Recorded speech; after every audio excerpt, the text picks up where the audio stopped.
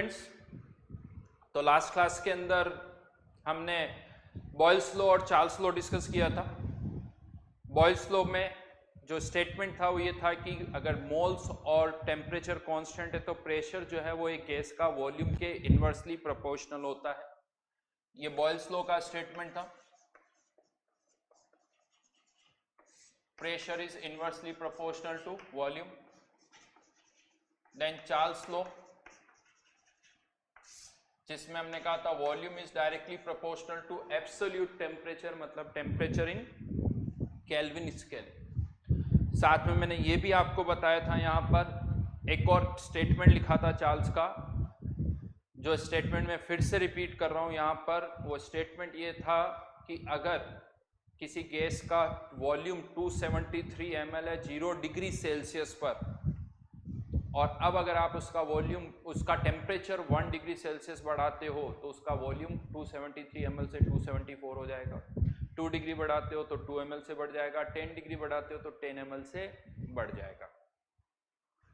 Right, जो statement मैंने लिखाया था वो इस तरह से था, volume of a gas increases और decreases by 1/273 times 1/273 times of its volume at 0 degree Celsius पर डिग्री चेंज इन टेम्परेचर। और अगर आपने टेम्परेचर में T डिग्री बढ़ाया है तो इतना वॉल्यूम जो है या तो इंक्रीज होगा या डिक्रीज होगा। तो इतना था, इतना इंक्रीज हो गया तो ये फाइनल वॉल्यूम हो जाएगा। ये फाइनल वॉल्यूम यहां पर हो जाएगा। यहां पर आप V नोट कॉमन ले सकते हो, 1 + T/273, और इसी ये टेम्परेचर डिग्री सेल्सियस में था, डिग्री सेल्सियस में, और फिर यहाँ से हमने V naught upon 273 plus temperature in degree Celsius, और इसी को हमने लिख दिया टेम्परेचर इन केल्विन स्केल। ये तो कांस्टेंट है, फिक्स डेटा है, तो final volume is directly proportional to temperature in Kelvin. Then आगे बढ़ते हैं। After Boyle's and Charles law, pressure temperature law भी बोला जाता है उसे,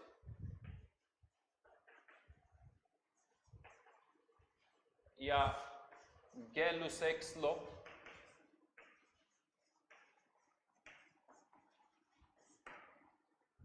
गै-लुसैक्स law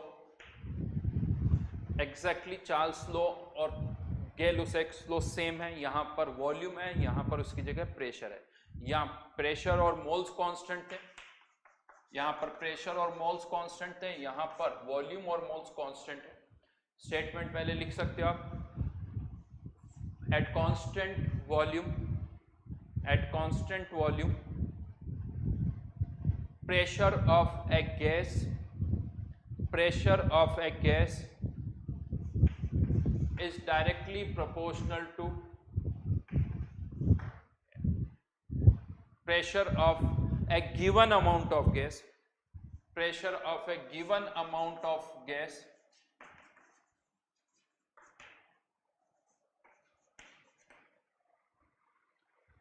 is directly proportional to its absolute temperature. Is directly proportional to its absolute temperature.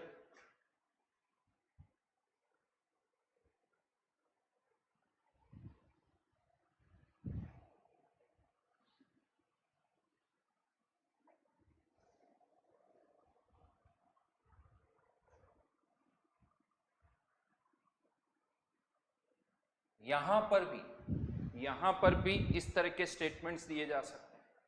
पहले statement लिख ले। अच्छा, यहां पर तो आप आगे P1/T1 इक्वल्स टू P2/T2 लिख सकते हैं हम, जैसा पहले कर रहे थे। स्टेटमेंट लिखिए एक और, pressure of a gas increases और decreases by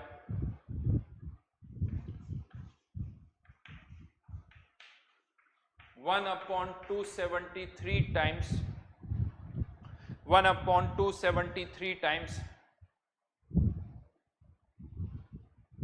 its volume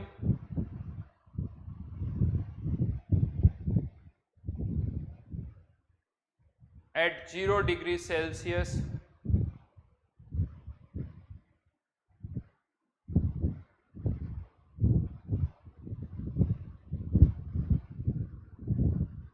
at 0 degree Celsius per degree change in temperature, per degree change in temperature, तो 1/273 times of its pressure at 0 degree Celsius, अगर T डिग्री का change किया तो into T degree, ये initial pressure था, इतना change हो गया, ये फाइनल प्रेशर हो जाएगा। फिर से आप उसी तरह से इसको रिलेट कर सकते हो, मतलब कहने का मतलब है कि ये प्रेशर भी एब्सोल्यूट टेम्परेचर के डायरेक्टली प्रोपोर्शनल है। एब्सोल्यूट टेम्परेचर डबल करोगे तो प्रेशर डबल हो जाएगा, एब्सोल्यूट टेम्परेचर 4 टाइम्स करोगे तो प्रेशर भी 4 टाइम्स हो जाएगा। हाँ, लेकिन अगर डिग्री सेल्सियस में टेम्परेचर 2 टाइम्स 3 टाइम्स करोगे तो फिर प्रेशर 2 टाइम्स 3 टाइम्स नहीं होगा, right. And then finally one more law, Avogadro's law.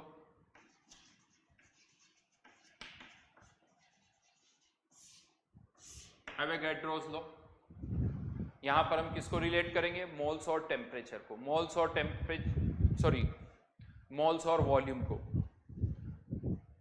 लिखिए, at constant temperature and pressure, at constant temperature and pressure,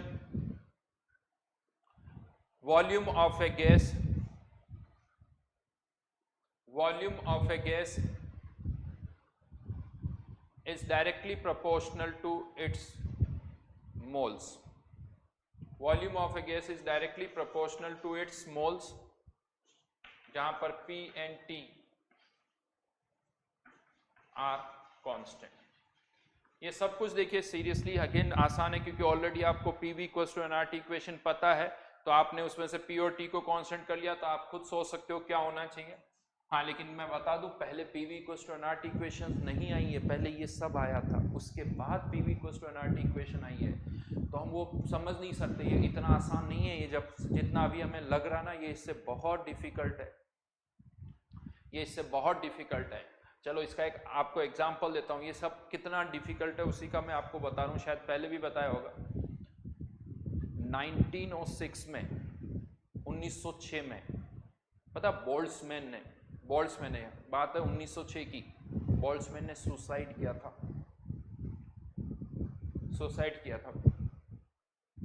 क्यों पता है? उसने पता है क्या कहा था? तब 19th सेंचुरी जब स्टार्ट हुई थी, तब स्टीम इंजन्स का काफ़ी था कि ट्रांसपोर्टेशन के लिए स्टीम इंजन्स बहुत ज़्यादा यूज़ होते थे, तो जो वाटर है ना, उस पर अच्छी खासी रिसर्च हो रही थी कि कैसे स्टीम इंजन की एफिशिएंसी को बढ़ाया जाए, स्टीम इंजन्स की एफिशिएंसी को कैसे बढ़ाया जाए। तो बोल्ट्जमैन ने कहा था कि जो वाटर होता है ना, उसके अंदर छोटे छोटे मॉलिक्यूल्स होते हैं, देयर आर टाइनी मॉलिक्यूल्स होते ही, हम सबको पता है, जिनको आप इवन अलग अलग भी कर सकते हो। जबकि आप कह सकते हो सर ये तो ठीक है, ये तो पहले ही पता चल गया, क्योंकि इससे पहले इलेक्ट्रॉन भी डिस्कवर हो गए, आई थिंक इवन कह सकते हो इलेक्ट्रॉन डिस्कवर हो गए, उससे पहले तक तो एटम की बात हम कर रहे हैं, एटम की हम बात कर रहे हैं, इलेक्ट्रॉन प्रोटॉन तो उससे पहले डिस्कवर हो गए। हाँ, न्यूट्रॉन के बारे में भी आइडिया था, एक्सपेरिमेंटल कंफर्मेशन बाद में चला, लेकिन पता तो था। लेकिन मैं आपको बता दूं, देखिए उससे पहले भी हाँ एटम्स और इसके बारे में नॉलेज थी, लेकिन हर कोई इसे मानता नहीं था, एक्सेप्टेबिलिटी नहीं थी कि हाँ ऐसा होता है, विश्वास नहीं करते थे। और ऐसा नहीं कि तब कम्युनिकेशन इतना स्ट्रॉन्ग था कि किसी एक जगह किसी को कुछ पता चला तो सब जगह पता चल जाएगा, ऐसा भी नहीं था। तो जब बोल्ट्जमैन ने ये कहा कि जो वाटर होता है कंसिस्ट ऑफ स्मॉल मॉलिक्यूल, जिसको हम अलग अलग कर सकते थे, तो इसे एंटी रिलीजियस कहा गया कि कैसे हम वाटर को, यानी ऐसा माना जाता वाटर तो यूनिफॉर्म है, आप इसे अलग अलग कैसे कर सकते हो? भगवान ने इतना अच्छा पानी यानी क्रिएचर बनाया, यूं कह दो, आप उसको छोटे छोटे पार्ट में तोड़ रहे हो, ये एंटी रिलीजियस कहा गया उसको। तो आप सोचिए इस लेवल तक प्रॉब्लम होती, तो आपको लग रहा होगा ये तो क्या volume is directly proportional to moles, और ये आसान है नहीं, ये बहुत आसान नहीं है, बहुत मुश्किल था जब फर्स्ट टाइम आप ये करते हो तब, ठीक है ना। तो आज भी आप सोच के देखना एक बार थोड़ी देर के लिए, अगर ग्लास में पानी भरा हुआ और मैं कहता हूँ कि यार इसके अंदर ना बीच में खाली खाली जगह है, पानी के बीच में खाली जगह, आपको लगेगा नहीं सर कैसे हो सकता है, पूरा भरा हुआ है। अगर मैं आपसे कहूँ कि इसके अंदर एटम्स हैं, उनके भी मॉलिक्यूल्स हैं, उनके बीच में एम्प्टी स्पेस है, वो इधर उधर मूव कर रहे हैं, पानी के मॉलिक्यूल मूव कर रहे हैं, दिखते हैं आपको पानी के अंदर मॉलिक्यूल्स मूव करते हुए? ये तो अब आपने क्या सुन रखा है तो बड़ा ठीक है सर, हमने फर्स्ट टाइम जब किसी को कहा जाता ना पानी रखा हुआ और इसके अंदर मॉलिक्यूल्स मूव कर रहे हैं, कोई नहीं मानने वाला आप बात। वो आपसे ही पूछेगा दिखाओ कहाँ हिल रहा है क्या पानी? वो यही कहेगा अगर हिलते तो पानी हिलता हुआ दिखता ना, पानी हिल रहा है क्या? नहीं हिल रहा पानी, गिलास में रखा हुआ है एकदम फिक्स। मर जाओगे लेकिन कन्विंस नहीं कर पाओगे। ठीक है, चलिए तो अब फाइनली क्या करते हैं, इन सभी लॉज को हम कंबाइन कर रहे हैं, तो कुछ नहीं अलग अलग कंडीशंस हैं। तो यहां से अगर हम देखें इस चीज को, तो volume is inversely proportional to pressure according to Boyle's law, volume is directly proportional to temperature, volume is directly proportional to moles. अलग अलग कंडीशंस पर है, ऐसा नहीं कि सबकी कंडीशन, बट हमने इन सबको अगर कंबाइन कर दिया तो कह सकते हैं ओवरऑल कह सकते हो volume is directly proportional to N T upon P, और यहीं पर एक प्रोपोर्शनलिटी कांस्टेंट जिसे हम क्या कहते हैं आर पुट कर दिया, आर की वैल्यूज, और ये ऑलरेडी आपको पता है तो एक इक्वेशन हमारे पास आ गई, P V equals to N R T.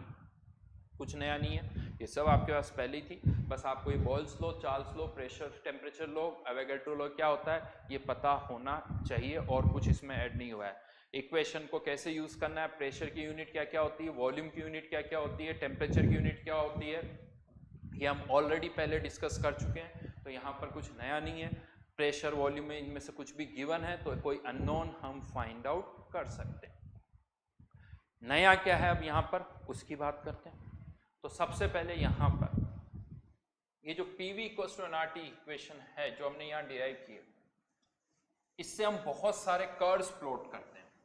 In fact last class में मैंने आपको बहुत सारे कर्व्स बताए भी थे, straight line, exponential, hyperbola, parabola, बहुत सारे कर्व्स बताए थे। तो अब चलिए पीवी इक्वल्स टू एनआरटी से हम अलग अलग तरह के कर्व्स प्लॉट करेंगे। कौन कौन से कर सकते हैं वो मैं आपको बता रहा हूं। सबसे पहले let's say V versus T का। अच्छा यहां पर अब क्वेश्चन आता है V वर्सेस T, तो यहां तो वेरिएबल बहुत सारे हैं, प्रेशर, वॉल्यूम, मोल्स और टेम्परेचर, चार टर्म्स है, चार वेरिएबल कह सकते हो, R तो कांस्टेंट। तो यहां पर अगर मैंने V और T लिखा है तो मोल्स और टेम्परेचर नहीं, मोल्स और प्रेशर नहीं लिखा है, तो जो नहीं लिखा है वो कांस्टेंट है, यानी यहां पर मोल्स एंड प्रेशर कांस्टेंट। अब आपको कर्व प्लॉट करना है, एक तरह से चार्ल्स लॉ वाला केस हो गया। तो आप कह सकते हो सर इसमें कुछ भी नहीं, बड़ा सिंपल है, वॉल्यूम और टेम्परेचर के बीच में, तो N R by P, volume temperature ये वाली term, pressure moles are constant, तो ये कांस्टेंट है, ये किसकी इक्वेशन हो गई, स्ट्रेट लाइन की, और ये इस स्ट्रेट लाइन का क्या हो गया, स्लोप हो गया, आया ना, स्ट्रेट लाइन का स्लोप हो गया V वर्सेस T, ये कर्व ये इस तरह से स्ट्रेट लाइन होगी, एम उसका स्लोप है, ओरिजिन के थ्रू पास हो रही है ये, क्योंकि कोई इंटरसेप्ट यहाँ पर नहीं है। हाँ यहाँ पर एक चीज आती है सर, ये ओरिजिन को टच करेगी या नहीं करेगी, ओरिजिन को टच करेगी या नहीं करेगी। ओरिजिन पर टेम्परेचर जीरो है तो वॉल्यूम भी जीरो, एक तरह से देखा जाए तो आप सबको भी पता है 0 केल्विन हम अचीव नहीं कर सकते, तो 0 केल्विन पर आप ये कह सकते हो कि यूं देखा जाए तो इस इक्वेशन से वॉल्यूम जीरो मतलब क्या सब्सटेंस गायब हो गया, सब्सटेंस गायब हो गया क्या, नहीं, 0 केल्विन पर ये इक्वेशन एप्लीकेबल ही नहीं होगी। और अगर हाँ अब आता सर यहां पर आपने जो कर्व बना रखा वो फिर क्यों 0 केल्विन पे बना रखा, तो मैं आपको ये भी कह सकता हूं कि भाई मैंने 0 केल्विन तक नहीं बनाया क्योंकि उस पॉइंट 0 पर तो कुछ भी डिफाइन नहीं है, मैंने उस कर्व को उससे जस्ट थोड़ा सा पहले रोक दिया। हाँ तुम एनलार्ज करके देखोगे तो शायद दिख जाएगा। तो यहाँ पर अगर आप कर्व ऐसे भी बनाते हो या इसको यहाँ से रोक भी देते हो, यहीं पर रोक देते हो तो कोई प्रॉब्लम नहीं है, आप यहाँ से बना दो तब भी ठीक है, और यहां से बना दो तब भी ठीक है। पॉइंट ये है 0 केल्विन पर तो कुछ भी डिफाइन नहीं है, तो हम 0 केल्विन एग्जैक्ट, हाँ टेंड्स टू 0 की बात कर सकते हो आप, नियर बाई 0 की बात कर सकते हो, एग्जैक्टली 0 पर तो हम कभी कुछ बात ही नहीं करेंगे। ठीक है, तो डजेंट मैटर, ऐसे बनाओ या ऐसे बनाओ। V वर्सेस टी का कर, हाँ स्लोप जो है इस पर आता हूं, NR/P, स्लोप क्या होगा NR/P। और आई थिंक यहां पर मैं एक और चीज आपको बता दूं, शायद ये जो थीटा होता है, तो tan थीटा को हम क्या बोलते हैं, स्लोप, आया ना, और ये स्लोप यहां पर किसके बराबर है, तो यहां पर प्रेशर बढ़ने पर स्लोप कम होगा, जैसे जैसे प्रेशर बढ़ेगा स्लोप कम होगा, और मोल्स बढ़ने पर स्लोप बढ़ेगा। तो अगर मैं यहां पर आपसे ये कहूं कि दो कर्व हमने प्लॉट किए, इसमें प्रेशर P1 है, यहां पर प्रेशर P2 है। बहुत सर अभी तो आप बोल रहे हो प्रेशर कांस्टेंट, प्रेशर बदल कैसे दिया, इस पूरे प्रोसेस में प्रेशर कांस्टेंट है, इस पूरे प्रोसेस में प्रेशर कांस्टेंट है, लेकिन वो कांस्टेंट वैल्यू कुछ और है, वो कांस्टेंट वैल्यू कुछ और है। अब आपको कंपेयर करना है कि P1 ज्यादा है या P2 ज्यादा है, P1 ज्यादा है या P2 ज्यादा है, तो यहां पर ये NR/P2, यहां पर ये पूरा NR/P1, ये वैल्यू कम है, यानी P2 जो है वो P1 से ज्यादा है। तो इस तरह के क्वेश्चंस भी आ सकते हैं, हाँ लेकिन यही अगर मोल्स के लिए पूछा जाता तो N1 और N2, तो यहां पर क्या होता है, जिसका स्लोप ज्यादा, because slope is directly proportional to moles, तो यहां पर कह सकता हूं N1 is greater then N1 is greater then N2। तो ये समझ में आना चाहिए अलग अलग कर्व के लिए।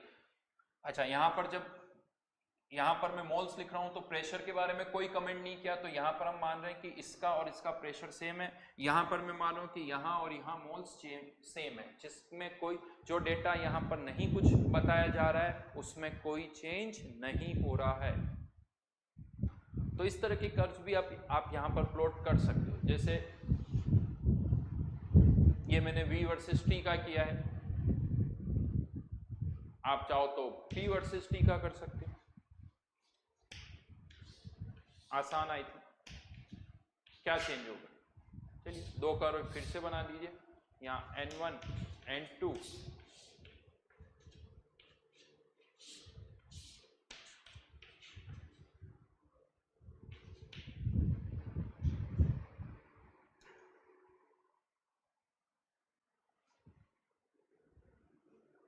तो कह सकता हूं N1 is greater then N2, और यहां पर V2 is greater then,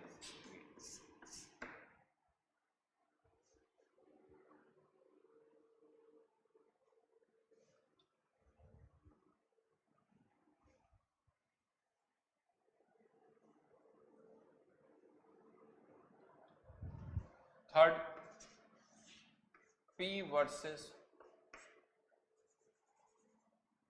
V, और फोर्थ P वर्सेस 1/V। और यहां पर कर्व प्लॉट करते वक्त आपको हमेशा इस तरह से दो कर्व प्लॉट करने हैं जिसमें जो कांस्टेंट वैल्यू है वो अलग अलग होनी चाहिए। जैसे इसके लिए पहले हाँ कर्व कैसा होगा P वर्सेस V का, PV equals to NRT, P versus V hyperbola,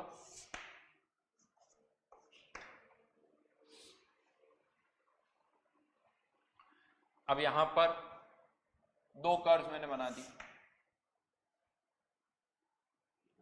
N1 और N2, T1 T2 भी ले सकते हो, लेट से मैंने ले लिया T1 T2 और T1। आपको बताना है T2 ज्यादा है या T1 ज्यादा है, कैसे करें, अब यहां पर ये स्लोप तो नहीं है, बड़ा सिंपल, एक वर्टिकल लाइन बना दी इस पर, और यहां पर वॉल्यूम तो सेम है, वॉल्यूम सेम है, दिख रहा है जहां प्रेशर किसका ज्यादा है, यहां प्रेशर ज्यादा है यहां प्रेशर कम है, तो जिसका प्रेशर ज्यादा उसी का टेम्परेचर भी ज्यादा, वॉल्यूम तो सेम है 1/V, ये वाली टर्म इस कर्व के लिए, इस कर्व के लिए सेम है, यानी ये वाली टर्म तो सेम हो गई। अब जिसके लिए P ज्यादा होगा उसी के लिए T ज्यादा होगा, तो T2 इज ग्रेटर देन।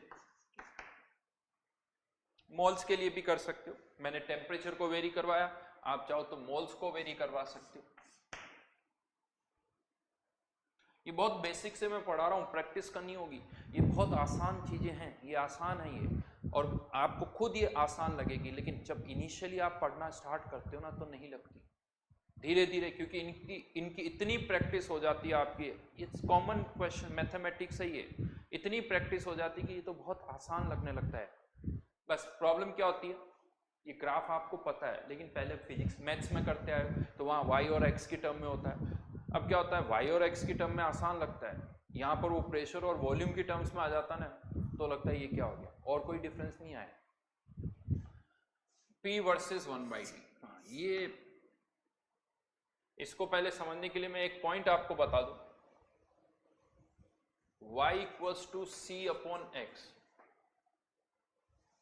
हम ये कहते हैं कि हाँ ये कर्व हाइपरबोला होगा, हम ये मानते हैं कि अगर आप मुझसे पूछ रहे हो कि ये कर्व कौन सा होगा हाइपरबोला, तो मैं ये मानता हूं कि हम कर्व किसके बीच में प्लॉट कर रहे हैं, y और x के बीच में, इसीलिए ये हाइपरबोला। लेकिन अगर मैं आपसे कहूं कि y वर्सेस 1/x के बीच में कर्व प्लॉट करो, तो अब क्या होगा, ये y वर्सेस x का नहीं है, y ये नॉर्मली लास्ट क्लास में जितना भी डिस्कशन हमने किया था, हमने ये माना कि कर्व y और x के बीच में प्लॉट हो रहा है। अब मैंने यहां पर आपसे कह दिया y वर्सेस 1/x के बीच में कर्व प्लॉट, तो अब आप यूं समझ लो यहां पर y c 1/x, जरूरी नहीं हर जगह x और y आए, वेरिएबल तो कुछ भी हो सकता है, यहां पर ये ऐसा थोड़ी y कर्व y और z के बीच में भी होता है, z वेरिएबल ले लिया आपने, ऐसा तो है ही नहीं कि केवल दो ही वेरिएबल होते हैं, किसी को भी वेरिएबल बना सकते हो। हाँ, आदत ज्यादातर यही है, y और x y z इन्हीं को हम वेरिएबल मानते हैं, a b को ऐसा लगता है a and b are constant, कभी आपने ऐसा नहीं देखा होगा मैथ्स फिजिक्स a और b की इक्वेशन दे रखी है, ज्यादातर y और x, बट कर तो सकते हो। तो यहां पर अब क्या हो रहा है, ये 1/x जो है, यूं मान के चलो ये 1/x, ये इसके बीच में कर्व प्लॉट कर रहे हो, आप यूं सोच लो कि मैंने कर्व इसको 1/x को क्या लिख दिया, z, यानी यहां पर अब आप सोचो कि आप पहले भूल जाओ, आप मैंने 1/x को z लिख दिया, आप ये सोचो अब आप y और z के बीच में कर्व प्लॉट कर रहे हो, किसके बीच में, y और z के बीच में कर्व कैसा आएगा, y और z straight line passing through origin. अब वापस सोचो आपने z किसको लिखा, z आपने किसको लिखा, 1/x को, यानी y वर्सेस 1/x का जो कर्व है वो क्या आएगा, स्ट्रेट लाइन। इसको आप पूरा एक साथ सोचोगे अपने आप समझ में आएगा। होपफुली मेरी बात समझ में आई होगी। कुछ नहीं, मैंने इसको क्योंकि 1/x के बीच में कर्व प्लॉट हो रहा था तो मैंने इसको z लिख दिया, इसकी जगह z लिख दिया। अब मैंने ये सोचा कि कर्व हम y और z के बीच में प्लॉट कर रहे हैं, y और z के बीच में कर्व स्ट्रेट लाइन आएगा, कर्व प्लॉट हो गया। अब z तो कुछ था नहीं इनिशियली, तो फिर से हमने z किसको लिखा था, 1/x, तो z की जगह वापस से क्या लिख दिया, 1/x, तो ये कर्व क्या आ गया, स्ट्रेट लाइन। तो ये भी बहुत जरूरी कि कर्व किसके बीच में आप प्लॉट कर रहे हो, तो PV equals to nRT 1/v, P versus ये 1/v के बीच में अगर कर्व प्लॉट होगा तो ये 1/v आपका क्या हो गया, z हो गया। तो अब यहां पर जो कर्व आएगा वो क्या आएगा, straight line. T2 T1 nRT इसका क्या हो गया, स्लोप हो गया, स्लोप ज्यादा यानी T2 ज्यादा।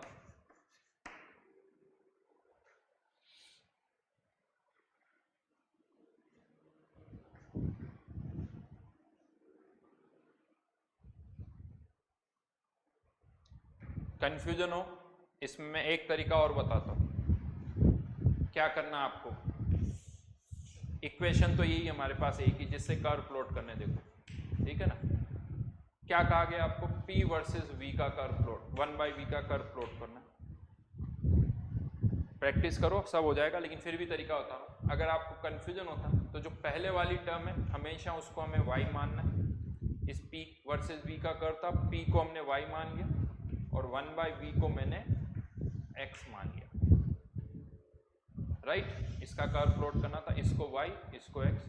अब जो PV equals to nRT equation है उसमें यहाँ पर कर्व, यहाँ पर टर्म्स कौन कौन सी यूज हो रही, प्रेशर और वॉल्यूम। तो यहाँ पर प्रेशर और वॉल्यूम को आप y और x की टर्म में लिख दो, प्रेशर और वॉल्यूम को y और x की टर्म में लिख दो। तो यहाँ पर अब मैं इसको यूज कर रहा हूँ वापस, प्रेशर की जगह क्या लिख दूंगा y, वॉल्यूम की जगह क्या लिखूंगा v इक्वल्स टू 1/x, ये 1/x इक्वल्स टू nRT।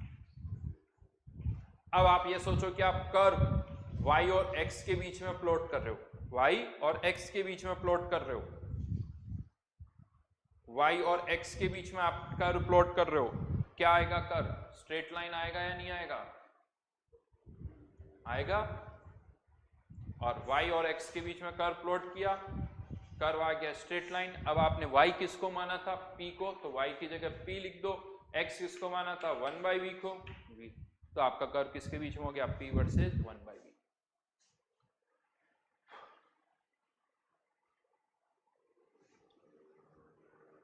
दे रहा हूं मैं, और क्वेश्चन दे रहा हूं ऐसे ही।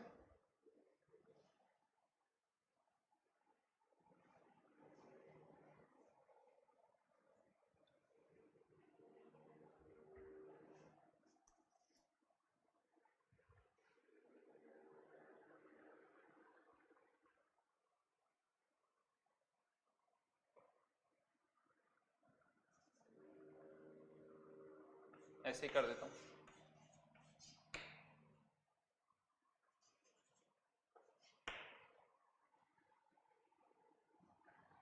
PV वर्सेस V, कौन कौन सी टर्म्स इसमें नहीं आई है, ना तो मोल्स आए ना टेम्परेचर आए, तो मोल्स एंड टेम्परेचर।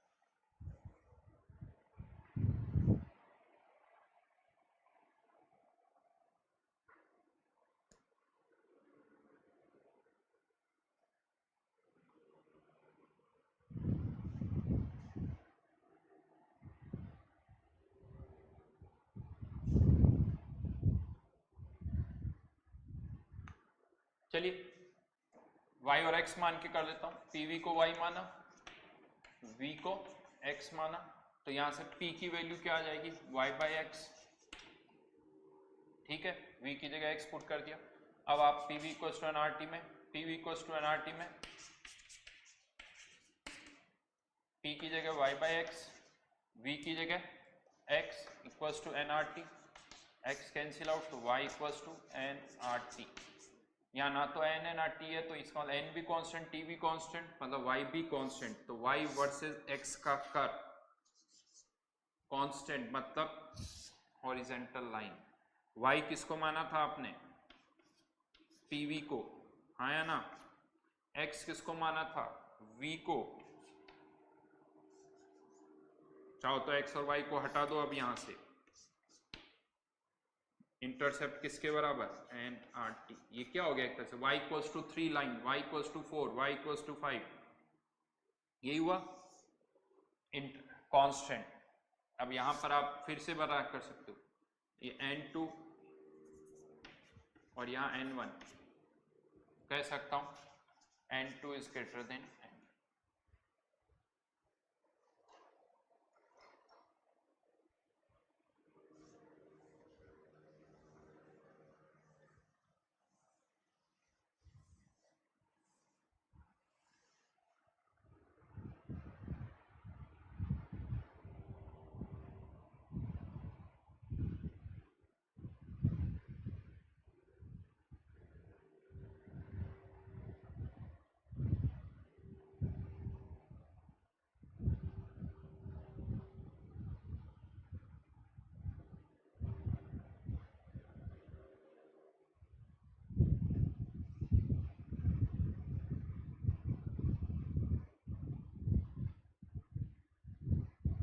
डायरेक्टली भी कर सकते थे, बिना y और x माने कैसे बता सकता हूँ, PV इक्वल्स टू nRT।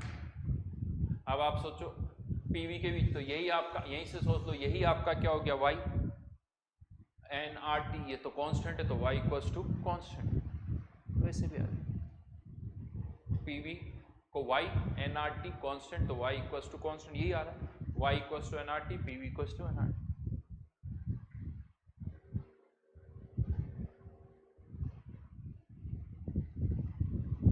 चलिए एक और कर्व बना,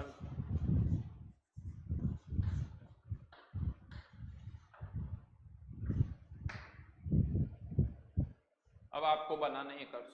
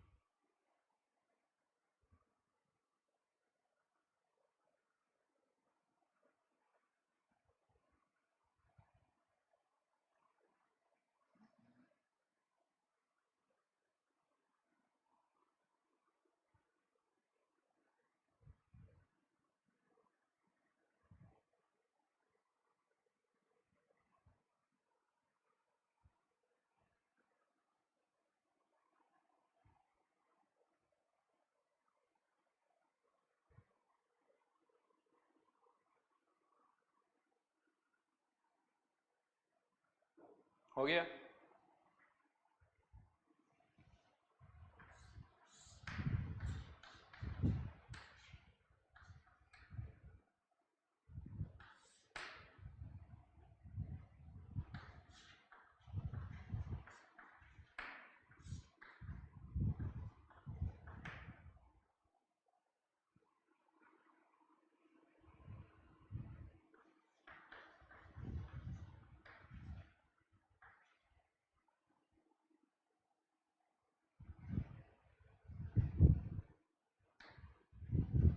PT वर्सेस T, y और x मान के भी कर सकते हो, सब सारे क्वेश्चन उससे हो जाएंगे। मैं यहाँ पर थोड़ा और फास्ट करूँ तो wall NR by we T.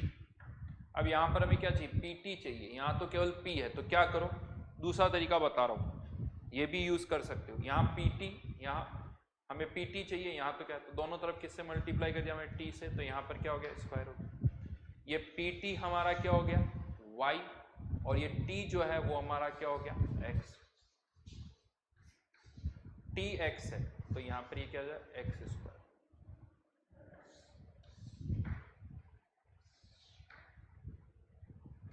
PT ये Y और T इज X। फिर से वही लॉजिक, यहाँ V1, यहाँ V2, V डिनोमिनेटर में है, टेम्परेचर दोनों के लिए सेम है, ये x की वैल्यू दोनों के लिए सेम है, ये वाली। जिसका v ज़्यादा उसका pt कम, तो जिसका pt कम उसका v ज़्यादा, तो v2 is greater then v। लेकिन यही चीज यहां पर जब आती है nr by v into T, अब यहां पर भी हमने t से मल्टीप्लाई कर दिया, लेकिन इस बार हम कर्व किसके बीच में प्लॉट कर रहे हैं? इस बार हम curve pt versus T square, तो इस pt की जगह y लिखूंगा और t की जगह x नहीं लिखूंगा, टी स्क्वायर को ही मैंने क्या माना है? x माना है, टी स्क्वायर को ही x माना है, तो कर्व क्या आएगा? Straight line.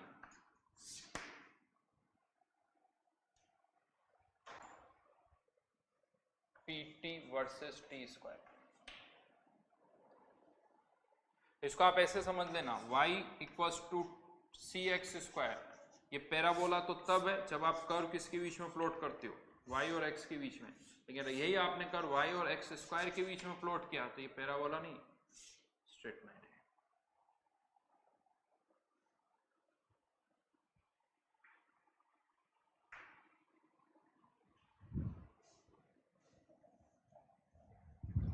लास्ट यहां पर जो कर्व था v वर्सेस 1/t,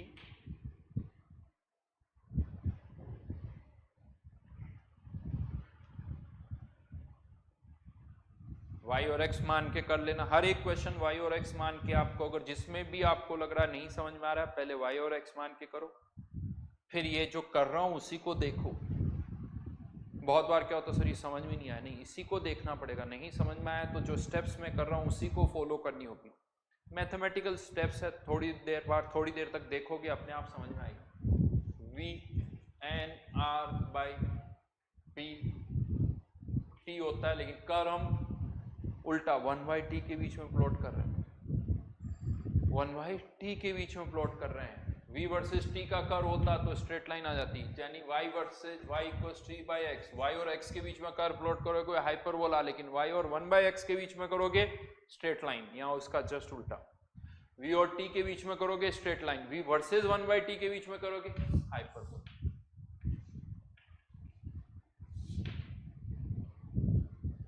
कंफ्यूजन है? फिर से कहूंगा, y और x मान लेना, v इज y और 1/t इज x। यहां से ये x है, ये y है। अब इक्वेशन में पुट कर दो, v की जगह तो y, v की जगह तो y, n r t, t की जगह क्या पुट करूंगा? और अब कर्व किसके बीच में प्लॉट हो रहा है? y और x, y और x के बीच में, तो हाइपरबोला ही आएगा। और x की वैल्यू क्या मानी? 1/t। आगे बढ़ते हैं।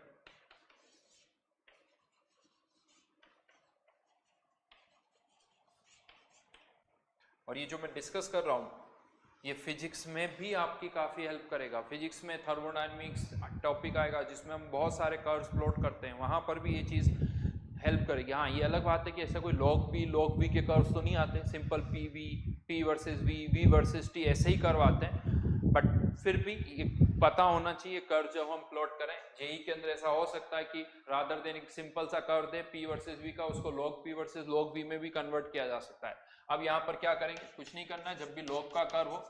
अच्छा, यहाँ पर n और t के बारे में कुछ नहीं रखा, तो n भी कांस्टेंट, t भी कांस्टेंट, इन सबको एक साथ रखो, ये सब कांस्टेंट है। log p, I think log pv, मुझे log nrt दोनों तरफ ले लिया। log ऑफ pv, इसको आप और कैसे लिख सकते हो? log p versus log v equals to log nrt। अब आप कर्व किसके बीच में प्लॉट कर रहे हो? log p, तो ये आपका क्या हो गया? y, ये पूरी टर्म आपकी क्या हो गई? x, इसको y लिख दो, इसको x लिख दो, हाँ या ना? तो y इक्वल्स टू x को उधर लेके गया -x प्लस log nrt।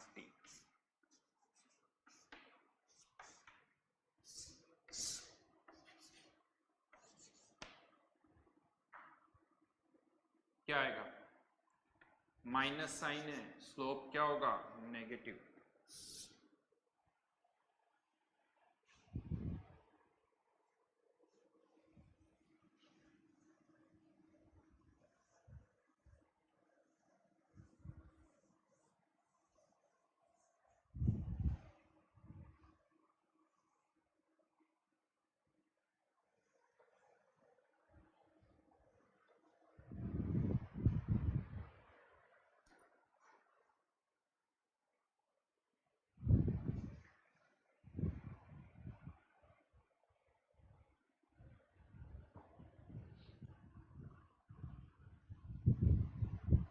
इसमें इंटर वापस कर यहां बना रहा हूं, y की वैल्यू क्या है, log p log v, slope negative,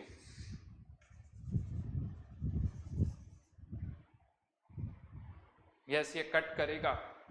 एक तो यहां पर ये इंटरसेप्ट की अगर हम बात करें तो इंटरसेप्ट यानी log nRT, स्लोप कितना होगा इसका,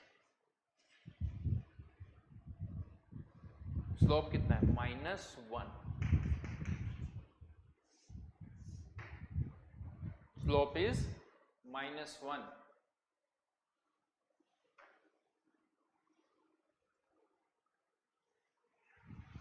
एंगल बता सकते हो, पढ़ रहे हो मैथ्स में, आई थिंक एंगल बता सकते हो।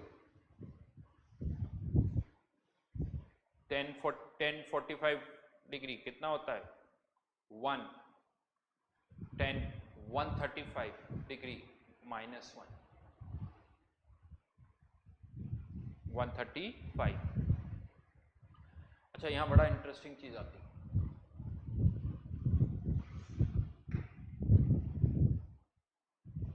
क्या लगता है यहां पर अगर मैं टेम्परेचर चेंज कर रहा हूं, टेम्परेचर चेंज कर रहा हूं तो क्या स्लोप चेंज हो जाएगा, टेम्परेचर चेंज करने पर स्लोप चेंज हो जाएगा, नहीं, स्लोप तो यहां पर फिक्स है। टेम्परेचर या मोल्स चेंज करोगे तो किस में चेंज आएगा, इंटरसेप्ट में, यानी यहां पर ये आप कह सकते हो ये T1 ये T2, जहां इंटरसेप्ट ज्यादा वहां टेम्परेचर ज्यादा, तो T1 is greater than T2। अच्छा ये कर क्या यहां से स्टार्ट हो सकता है, यानी इंटरसेप्ट ही 0 हो जाए, हो सकता है इंटरसेप्ट 0 यानी log nRT की वैल्यू 0 मतलब nRT 1। इनफैक्ट ये कर स्टार्ट ही यहां से हो सकता है, अगर यहां से स्टार्ट हो रहा है इसका मतलब क्या हुआ, nRT की वैल्यू नेगेटिव नहीं है, log nRT की वैल्यू नेगेटिव, और log nRT की वैल्यू नेगेटिव मतलब यहां पर इसके लिए nRT इज लेस देन, ये इसके लिए मैंने लिखा यहां पर, सब पैरेलल है, ये सारे पैरेलल है, सबका स्लोप बराबर है, ऑल आर पैरेलल, स्लोप सबका सेम है, टेम्परेचर सबका अलग अलग है, जितना नीचे जाते जाओगे टेम्परेचर कम होता जा रहा है। यहाँ पर T2 यहाँ T3 लिख देता हूँ, यहाँ T4 लिख देता हूँ, तो कह सकते हो T1 is greater than T2, T is greater than T3 is greater than T4।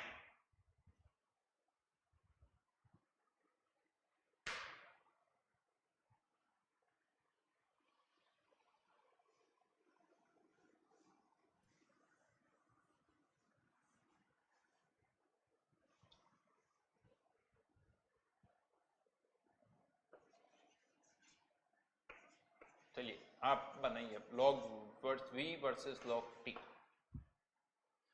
log v versus log t।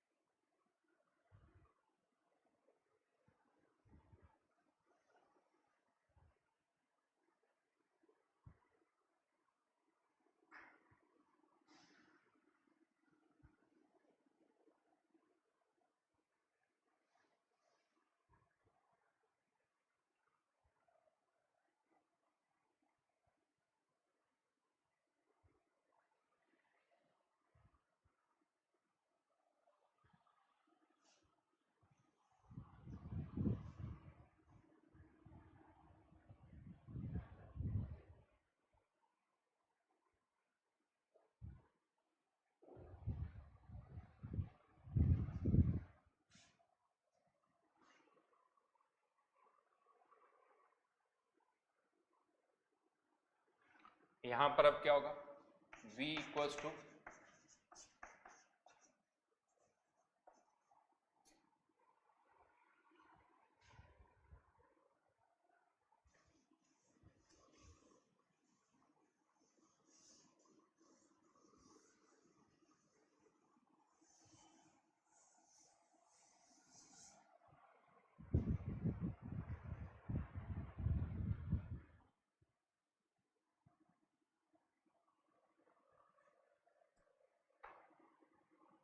log v log nr by p plus log t,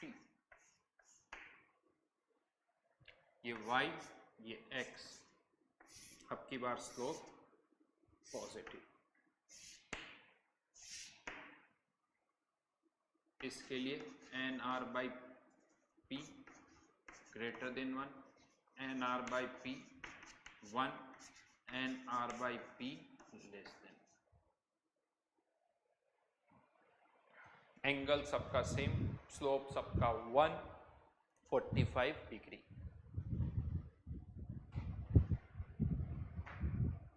question बनते हैं इसके ऊपर, बताऊंगा मैं कैसे क्वेश्चन बन सकते हैं, अलग अलग तरह के क्वेश्चंस कैसे बनाए जा सकते हैं बताऊंगा मैं।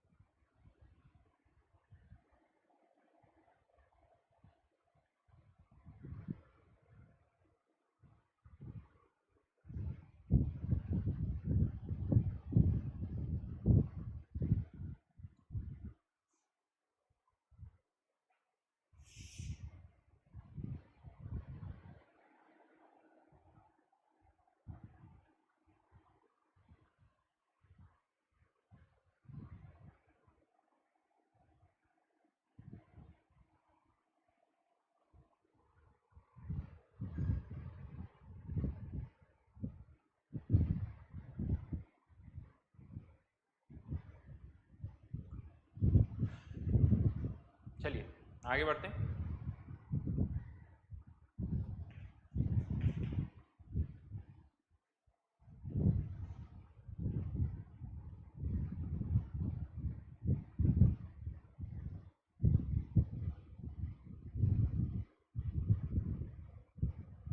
आई थिंक एक पॉइंट मैं क्लियर कर दूं, यहां पर जनरली हम लॉग लिखते हैं, लॉग लिखा हुआ है तो ये बेस 10 मानते हैं, और ln लिखा हुआ है दैट मीन्स बेस e मानते हैं। केमिस्ट्री में हम थ्रू आउट ऐसे ही करते हैं। तो यहाँ पर अब हम कर्व प्लॉट कर रहे हैं, नेक्स्ट में दे रहा हूँ आपको।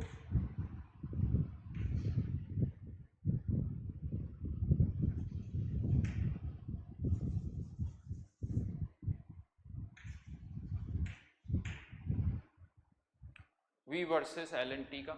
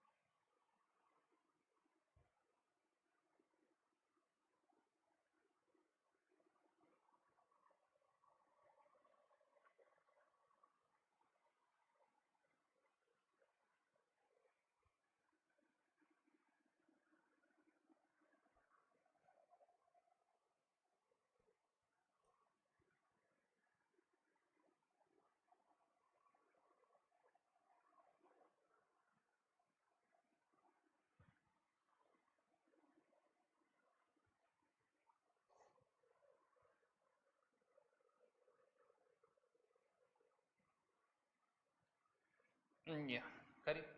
तो v हमारा क्या हो गया, y ln t। चलिए पहले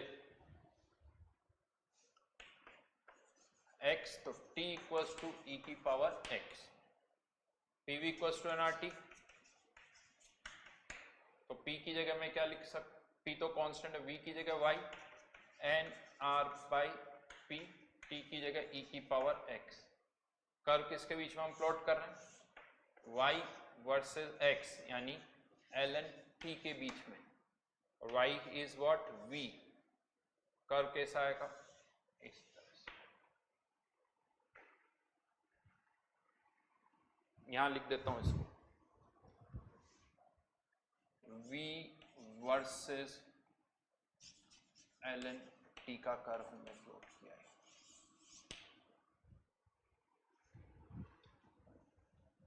ये आपको करना है। इसके आगे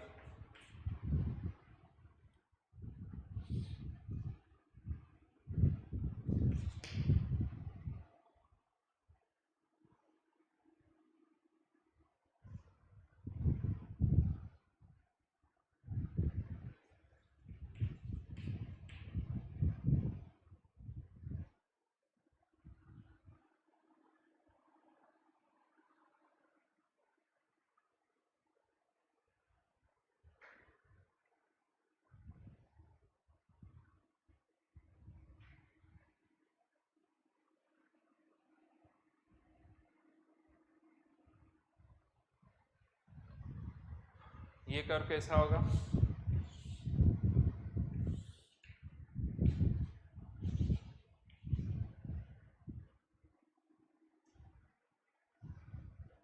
ये हो गया y e की power t equals to x, तो t equals to ln x। y और x के बीच का कर्व प्लॉट करना है, y और x। तो pv इक्वल्स टू nRT में y n r by v, t की जगह ln x, y वर्सेस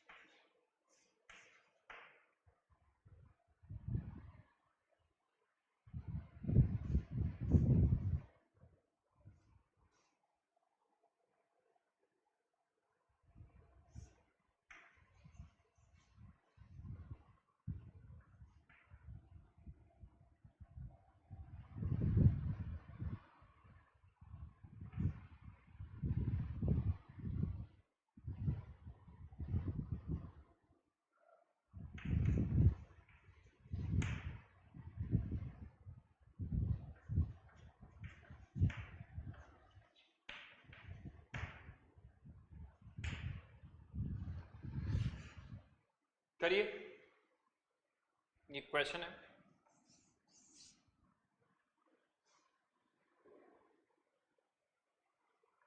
चलिए इसको समझा देता हूं। ये तो आसान है, लेकिन यहां पर भी मैंने एक चेंज कर दिया, कर 1/v वर्सेस p का कर दिया है। 1/v versus p, p n r t upon 1/v, ये 1/v y है तो 1/n r t, इधर आ गया p, ये y ये x, तो स्लोप किसके बराबर हो गया? 1/n r t।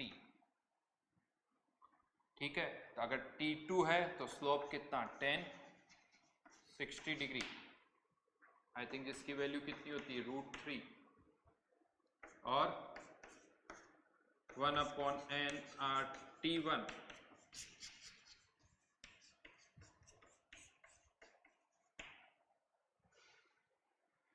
किसका रेशो चाहिए? t1/t2, this divided by this, divide कर दो तो t1/t2 इक्वल्स टू √3/1/√3, तो आंसर इज,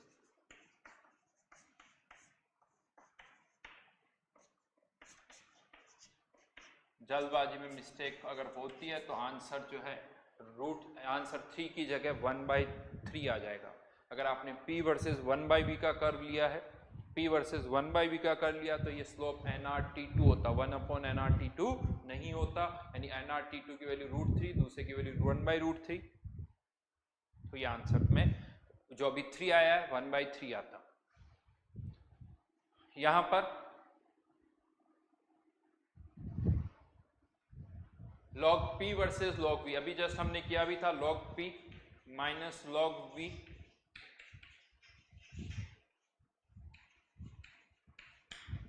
चलिए टाइम दे रहा हूं, करिए उसको।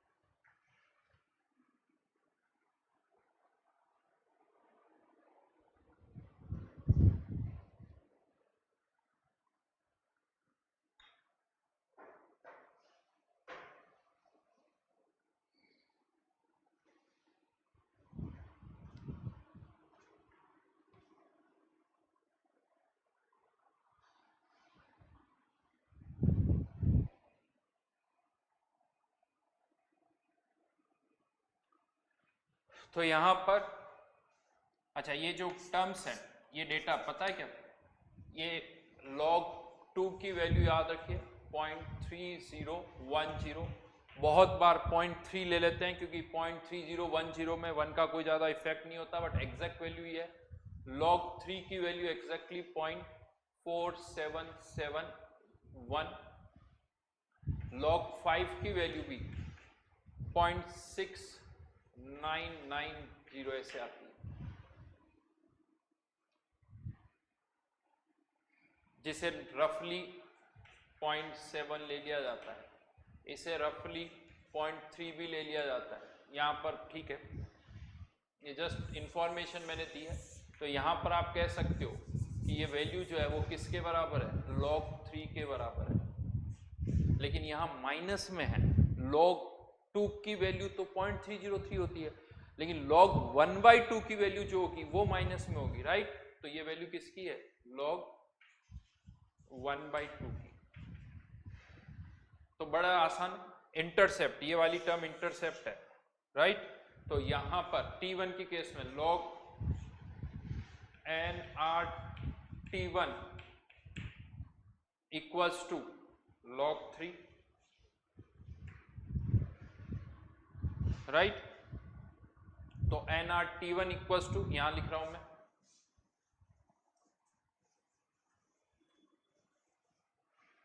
nRT T1 equals to 3।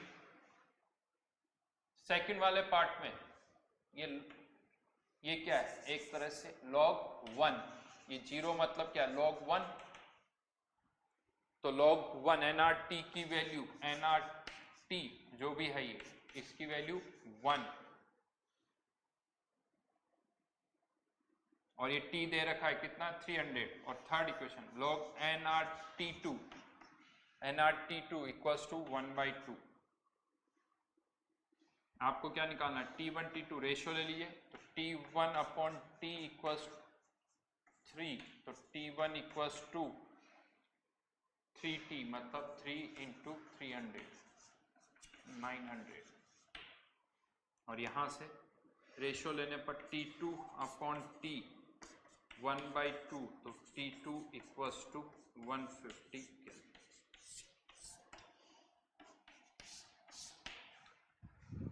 और भी क्वेश्चंस करेंगे अभी इसके ऊपर, चलिए नेक्स्ट क्लास में हम इसको आगे कंटिन्यू करेंगे, ठीक है, थैंक यू।